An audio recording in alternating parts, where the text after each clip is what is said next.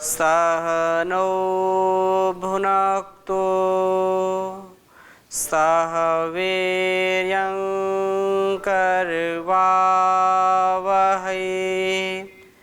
तेजस्विनावधीतमस्तु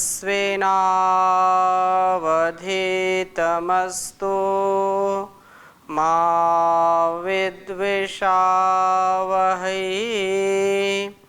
ओम शांति शांति शांति। वैदिक जीवन पद्धति जो वैज्ञानिक पद्धति है, ऋषियों की पद्धति है, ऐसी ज्ञान पद्धति को हम आत्मसात कर रहे हैं और इस ज्ञान गंगा में रोज गोते लगा रहे हैं अपने तन को, अपने मन को, और इस जीवन को निर्मल बनाने के लिए यह परम आवश्यक ज्ञान है। इस विज्ञान से हमारा हर प्रकार का कृतित्व, व्यक्तित्व और संपूर्ण अस्तित्व शुद्ध हो जाता है, निर्मल हो जाता है। ऐसी भावना के साथ, ऐसी शुभकामना के साथ हम वेद का स्वाध्याय कर रहे हैं। ऋग्वेद के प्रथम मंडल के हमने 24वें सूक्त के मंत्रों का स्वाध्याय पिछली कक्षा में किया था और उसी क्रम को आगे बढ़ा रहे हैं। आज हम प्रथम मंडल के 24वें सूक्त के 5वें मंत्र का स्वाध्याय करेंगे और इसके बाद छठे का भी करेंगे। बहुत ही सुंदर मंत्र है। संसार में धर्म, अर्थ, काम और मोक्ष, ये चार चीज़ें हमारे लिए परम आवश्यक बताई गई हैं। इनके उद्देश्य की पूर्ति के लिए सभी जन, सभी लोग उद्यत रहते हैं, उसके ओर सदा गतिशील, प्रगतिशील रहते हैं। तो यह बहुत ही उत्तम साधन पा करके हम हर प्रकार के धन का, केवल धन संपत्ति से, केवल हम पैसे, रुपए, सोना, चांदी, हीरे, जवाहरात को न लें। यह सबसे जो अनमोल धन है, ये जीवन जो परमात्मा ने दिया है, इस जीवन को पा करके हम सबसे उच्च शिखर पर, धन के सबसे उच्च शिखर पर आएं, उस पर हम आरूढ़ हों और जो अभ्युदय से निःश्रेयस की एक दृष्टि, एक दर्शन ऋषियों ने दिया है, उसको आत्मसात करें। जब हम उस दृष्टि से अपने जीवन को जीते हैं तो निस्संदेह हमारा यह जीवन हर प्रकार के जो पुरुषार्थ चतुष्टय की बात कही गई है, उसको आत्मसात करने में हम सक्षम हो जाते हैं, सामर्थ्यवान हो जाते हैं, उत्साह से भरपूर हो जाते हैं। तो ऐसी धारणा के साथ हम वेद स्वाध्याय कर रहे हैं। मैं इस 5वें मंत्र को लिखता हूँ और फिर आपके बीच में कुछ निवेदन करूँगा।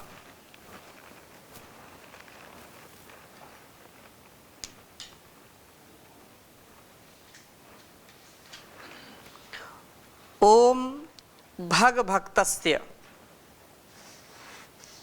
ओम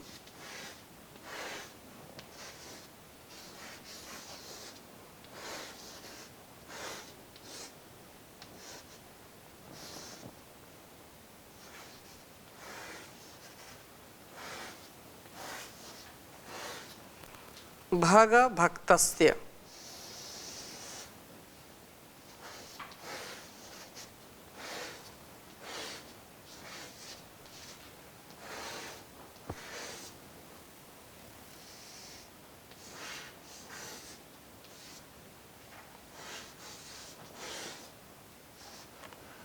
भग भक्तस्य ते वयम उदशेम,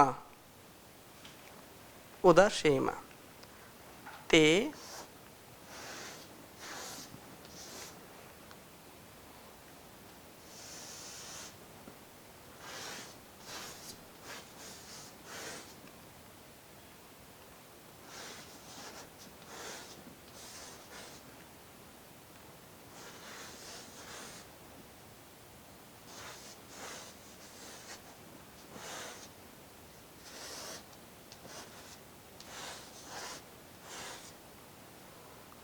वयमुदशेम तवावसा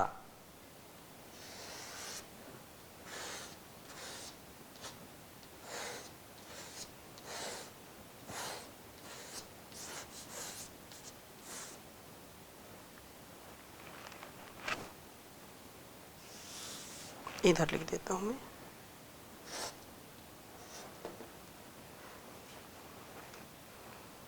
तवावसा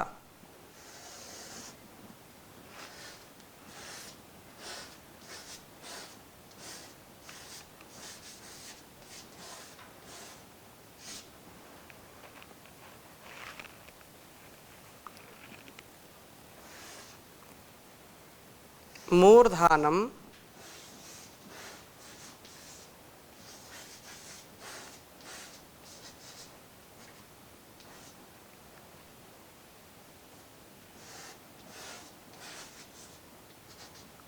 मूर्धानम राया आरभे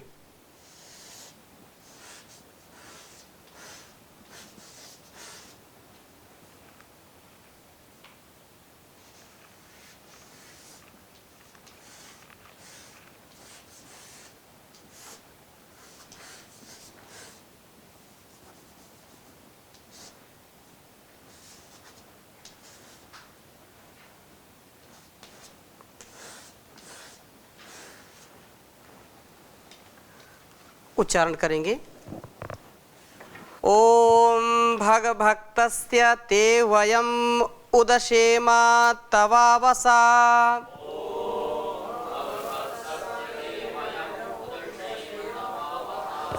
मूर्धानं राय आरभे ओम भगभक्तस्य ते वयम उदशेम तवावसा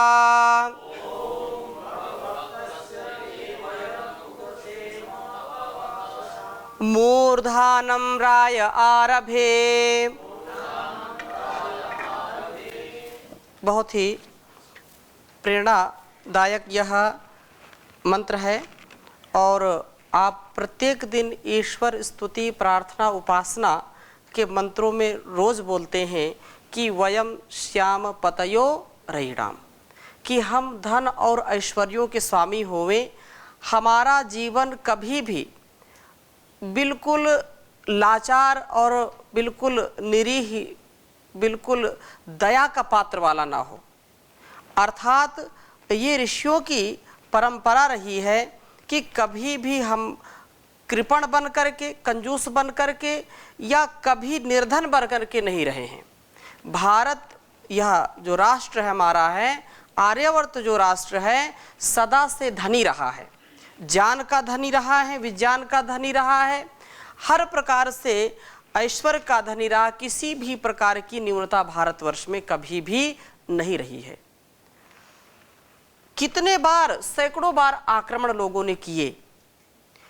यह पुरुषार्थ का, यह परमार्थ का, सदाचार का, परोपकार का सदा प्रचार करने वाला राष्ट्र रहा है, ज्ञान का प्रचार करने वाला राष्ट्र रहा है। इसलिए यहाँ पर वेद मंत्र हमको उपदेश दे रहा है, हमको आगे बढ़ने की जो है शक्ति प्रदान कर रहा है और प्रार्थना हम करें उस परमात्मा से कि हमको हर प्रकार से ऐश्वर्यशाली बनाए। और भग भक्तस्य ते वयम उद क्षेमा, ये कहा कि वयम उद अक्षेमा, हे सविता संपूर्ण जगत को उत्पन्न करने वाले प्रभु, भग भक्तस्य धनों का विभाग करने वाले। धन का विभाग उसके गुण कर्म स्वभाव से होता है, उसके जितना कर्म के अनुसार फल उसको मिलता है उतना उसको मिलेगा। इसमें किसी भी प्रकार से परमात्मा के यहाँ कोई पक्षपात नहीं है। वह दयालु है, न्यायकारी है, सर्वज्ञ है, सर्वव्यापक है, सर्व अंतर्यामी है, अंदर बाहर की सब की वह जानता है। इसलिए उस परमात्मा से हम प्रार्थना करें कि हे सविता संपूर्ण जगत को उत्पन्न करने वाले प्रभु, धन ऐश्वर्यों के विभाग करने वाले हे स्वामी, ते आपका वयम हम उद अशेमा उत्कर्षण व्यापन करें, अर्थात हम इन धनों में आसक्त होने से ऊपर उठ करके आपके उपासक बने, हम धन और ऐश्वर्यों के भी स्वामी बने।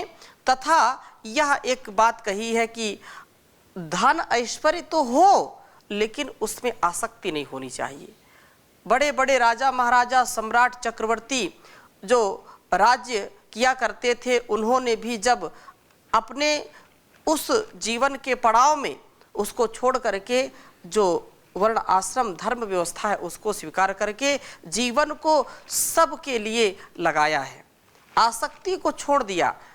इसलिए इस संसार में हम कुछ भी लेकर के नहीं जा सकते हैं, जो कुछ भी मिला है उसी से मिला है और उसी से प्रार्थना करें। संसार में कोई ये या तो ऐसा बिल्कुल लोग सोच लेते हैं कि कुछ भी ये सब कुछ माया है, इस क्या करना, इससे क्या करना, इससे क्या करना, और ऐसा कह करके अपने कर्तव्यों की इतिश्री कर लेते हैं, उसको बिल्कुल छोड़ देते हैं और बोलते हैं कर्म तो बंधन का कारण बन जाता है। तो वो पुरुषार्थ भी नहीं करते हैं और अपने जीवन को आलसी और प्रमादी बना लेते हैं। आलस्य और प्रमाद को कभी भी हमको प्रश्रय नहीं देना चाहिए, क्योंकि आलस्य ही मनुष्याणाम शरीरस्थो महारिपु। इस शरीर में स्थित सबसे बड़ा शत्रु है समाज का और व्यक्ति का। यदि आलस्य को हम छोड़ दें तो हमारा शरीर कल्याणकारी हो जाएगा, हमारा परिवार कल्याणकारी हो जाएगा, समाज का कल्याण होगा, राष्ट्र का कल्याण होगा और अंत में विश्व का कल्याण होगा। इसलिए समाज की सबसे ज़्यादा यदि कोई हानि करने वाला है तो जो ज्ञान विज्ञान से भरपूर व्यक्ति है और फिर भी उसका सदुपयोग नहीं करता, आलस्य प्रमाद करता है, उसको किसी कार्य में महारत सिद्ध होती है फिर भी उसको वह छोड़ देता है। आलस्य कौन करे, इसको क्या करना, सब कुछ तो यही रह जाएगा। ऐसा विचार करके यदि व्यक्ति रहेगा तो संसार का और इस जो है शरीर का, इस जीवन का कभी कल्याण नहीं हो सकता है। अब ये कोई विचार करे कि भोजन क्या करना, ये तो बिल्कुल नश्वर है, ये तो माया है, तो कोई ऐसा रह नहीं सकता। भोजन तो चाहिए, जल अन्न औषधि तो चाहिए ही चाहिए, लेकिन इन सभी प्रकार के धनों का हम सदुपयोग करें और उस परमात्मा से कभी भी अलग ना हो। धन के शिखर पर हो जाएं, सबसे ज़्यादा हम धनवान हो जाएं, सबसे ज़्यादा बलवान हो जाएं, बुद्धिमान हो जाएं, शक्तिमान हो जाएं, फिर भी हमारे अंदर कभी अभिमान नहीं आना चाहिए। हर प्रकार की संपन्नता हो, विपन्नता नहीं आनी चाहिए। संपन्नता होने पर परमात्मा से विमुखता नहीं आनी चाहिए। हम परमात्मा की ओर सदा अग्रसर होते रहें, इस वेद मंत्र का यह आशय है कि धन ऐश्वर्यों के स्वामी हो, लेकिन सबसे बड़ा जो स्वामी है उसको हम कभी भी भूलें नहीं, उसके प्रति सदा हमारी भक्ति, हमारी कृतज्ञता बनी रहे। हे प्रभो तब अवसा, तवावसा यहाँ पर कहा है, तब अवसा, आपके रक्षण से ही तो मैं राया धन ऐश्वर्यों का मूर्धानम शिखर को आरभे प्राप्त करता हूँ, धन पर आरूढ़ होता हूँ और धन पर आरूढ़ होकर के अपने जीवन यात्रा को सुंदर और पूर्ण करता हूँ। धन का पति बन करके लक्ष्मीपति विष्णु के समान बनने वाला होता हूँ। आपके रक्षण से ही सारे जो है मेरी सब प्रकार से रक्षा होती है। आपके रक्षण वाले स्वभाव से मैं पतित होने से बचता हूँ, मैं अपने जीवन और इस जगत को पतित होने से बचाने वाला बनता हूँ। इसलिए हे परमपिता परमेश्वर, आप मुझ पर जो है इस प्रकार से आरूढ़ होइए, इस प्रकार से मेरे जीवन का कल्याण करिए।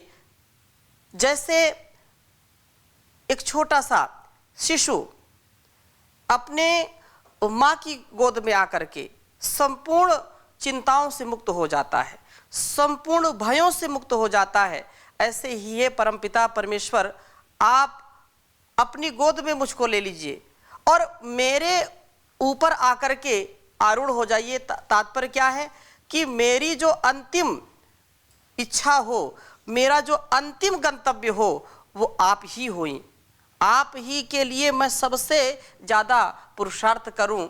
आप मेरे तन मन में, रोम रोम में बस जाइए आप, क्योंकि मेरे मन में ओम, मेरे तन में ओम, रोम रोम में ओम रे, ओम सुमिर ले ध्यान लगा के छोड़ जगत के काम रे। ऐसा जो ओम का नाम है, जो ईश्वर का नाम है, राम कहें, कृष्ण कहें, जो महापुरुषों का जीवन है, उसको हम आत्मसात करने वाले बने, वो मेरे रोम रोम में बस जाएं।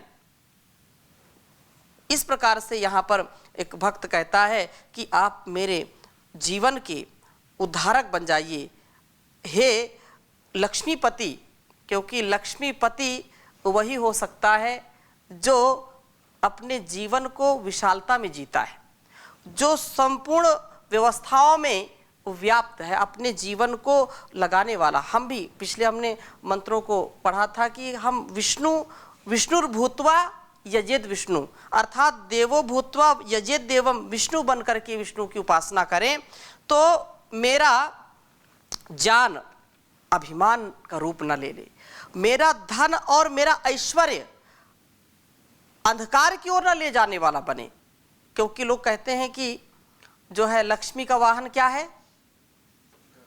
उल्लू। लक्ष्मी का वाहन उल्लू है, और व्यक्ति के पास जब धन ऐश्वर्य आ जाता है तो बिल्कुल वो उल्लू हो जाता है।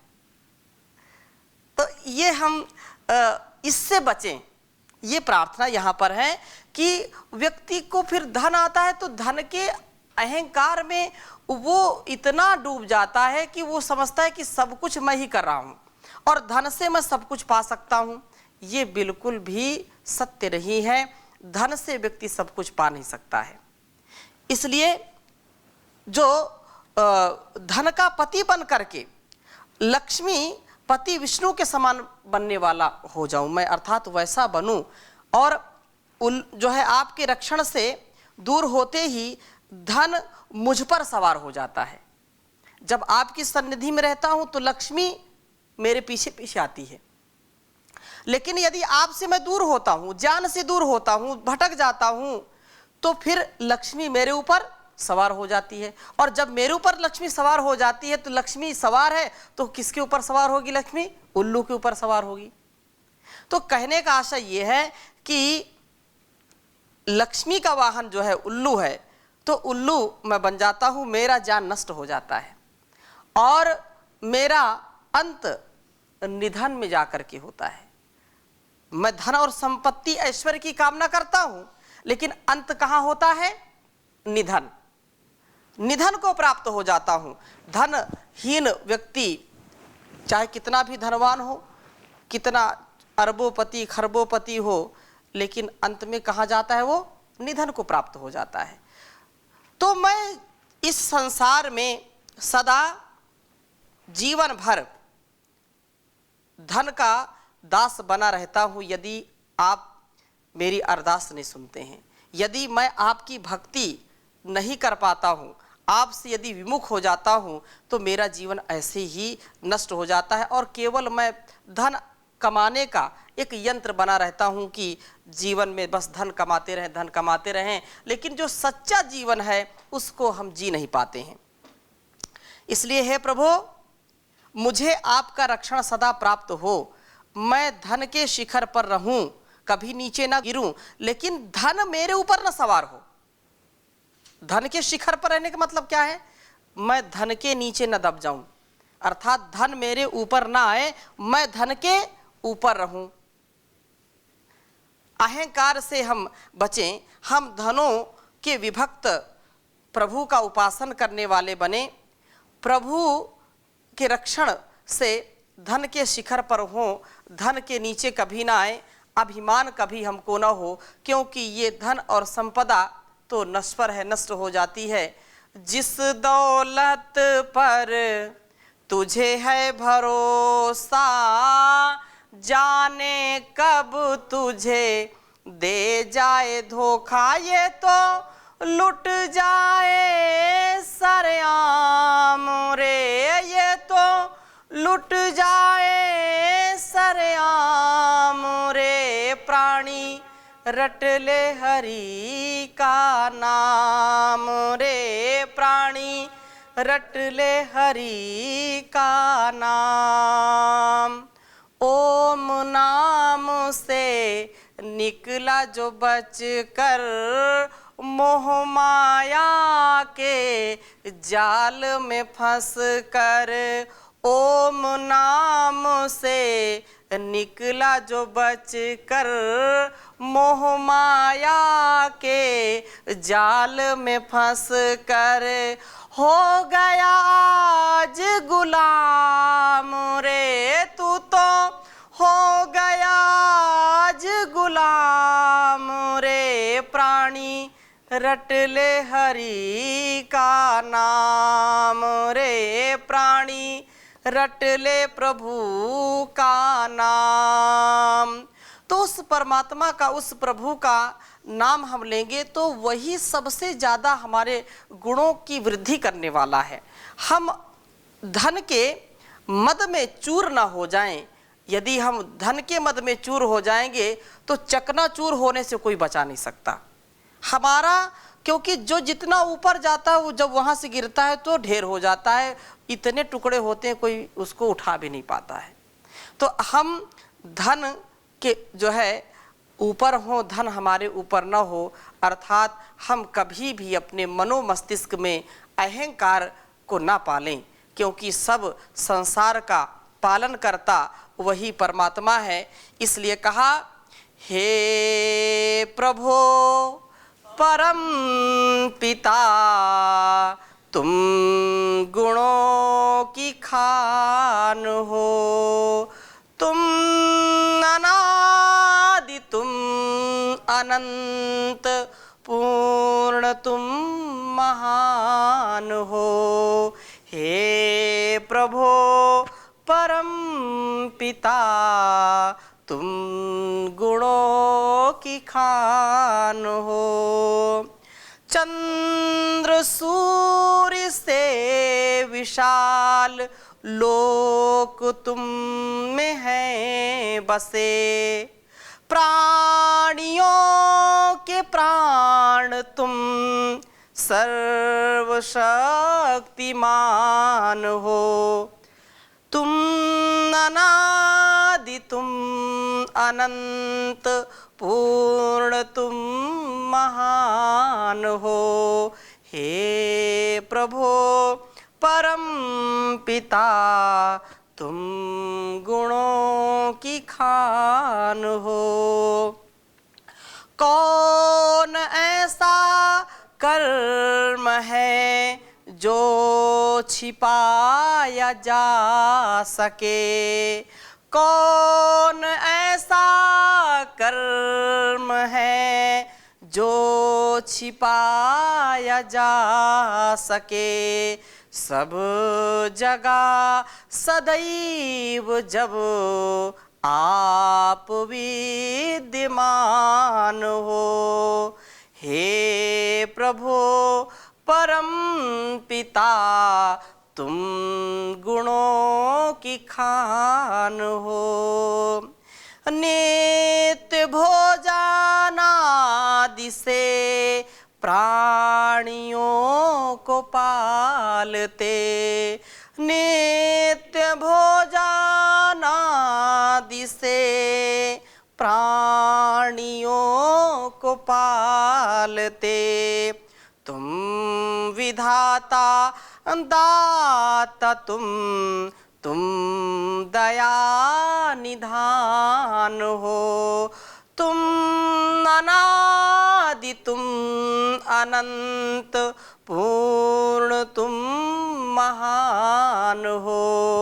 हे प्रभो परम पिता, तुम गुणों की खान हो। ढूंढता तुम्हें प्रकाश क्यों गया प्रयाग में, वो हृदय में पाएगा जिसको सच्चा ज्ञान है। हे प्रभो परम पिता तुम गुणों की खान हो। तुम अनादि तुम अनंत तुम ही पूर्ण महान हो। तुम ही पूर्ण महान हो। तुम ही पूर्ण महान हो।